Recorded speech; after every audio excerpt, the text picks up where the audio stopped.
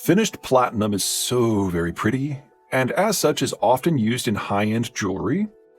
Other platinum group metals, palladium, rhodium, and iridium, for example, aren't nearly as shiny, but that hardly means they aren't hella useful. The entire group are regular stars in anything that requires the facilitation or regulation of chemical reactions.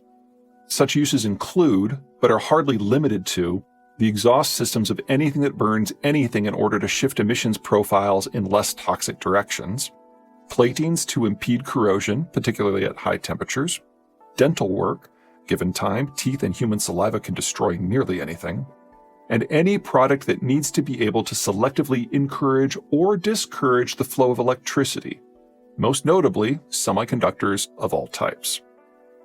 Some 3/4 of the world's platinum group metals, PGMs, are sourced from a single country, South Africa, where nearly everything comes from a single rock formation, the Bushveld Igneous Complex. Imagine if a 6-year-old made a 20-layer cake and then somehow was able to inject frosting up from the bottom, alternatively adding internal frosting layers as well as frosting explosions. Now do it all with magma. That's the Bushveld. It's a weird-ass geological hiccup that to our collective knowledge hasn't been replicated anywhere else on Earth. But its odd combination of consistency and variation has made it arguably the most valuable mineral deposit humanity has ever discovered. The Bushveld practically leaks chromium, iron ore, tin, and vanadium, but the South Africans brush right by all of these world-class deposits to go after the good stuff. The platinum group ores that here, and only here, exist in an unadulterated state, unmixed with other lesser ores. Lesser ores like freaking titanium. Everywhere else PGMs are found, they are a byproduct of other ores, most commonly copper and nickel.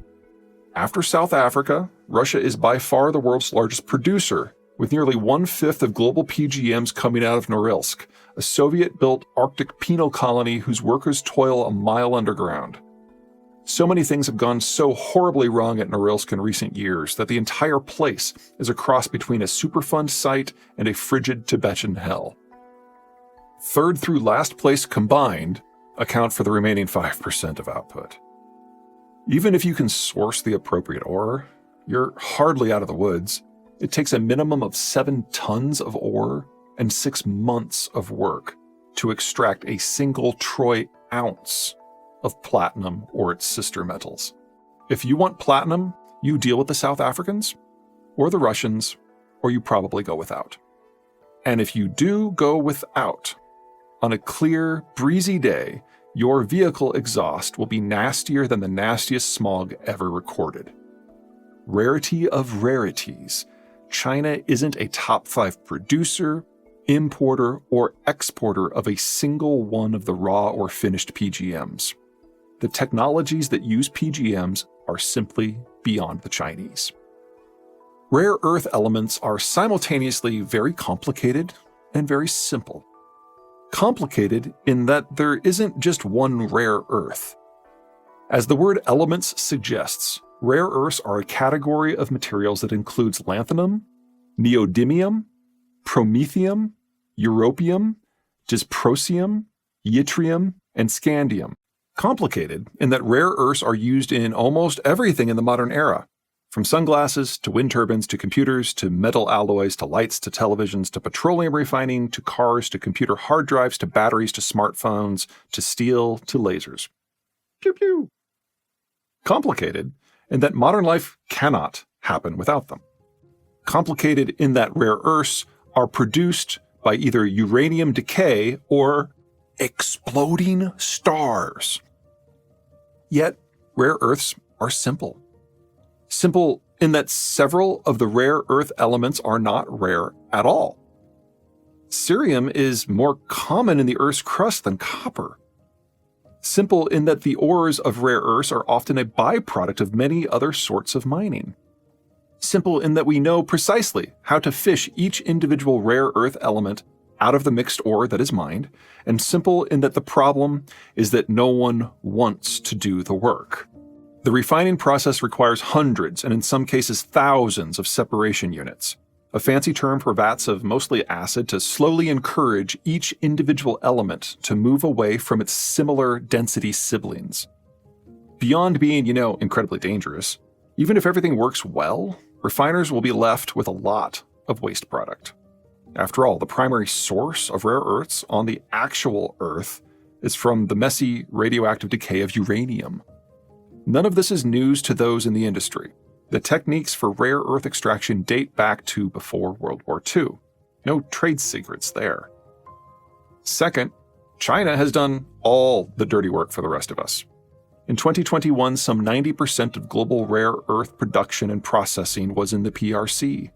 Chinese environmental regulations would make Louisianans blush, while Chinese hyperfinancing and subsidization schemes mean that no production elsewhere in the world can compete on the numbers.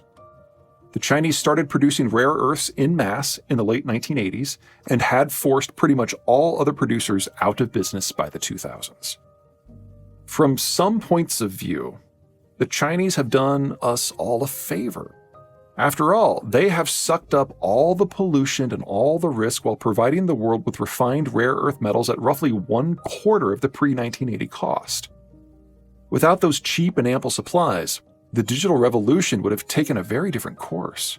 Computing and smartphones for the masses may have never occurred. The question is whether the world has become irrevocably dependent upon Chinese output, and whether the sudden disappearance of that output due to either Chinese collapse or dickishness would doom us all. China first publicly threatened Japanese firms and implicitly threatened American firms with rare earths cutoffs back in the 2000s. I vote no on that particular concern. First, the real value of rare earths isn't in the ore, that's pretty common. Or even the refining, that process was perfected nearly a century ago. But instead in turning the rare earth metals into components for end products. The Chinese are at best so-so at that. The Chinese have taken all the risks and subsidized all the output, while non-Chinese firms do most of the value-added work and reap most of the rewards. Because the ore isn't rare, and because the processing isn't a secret, and because the first Chinese threats were more than a decade ago, there are already backup mining and processing facilities in existence in South Africa, the United States, Australia, Malaysia, and France.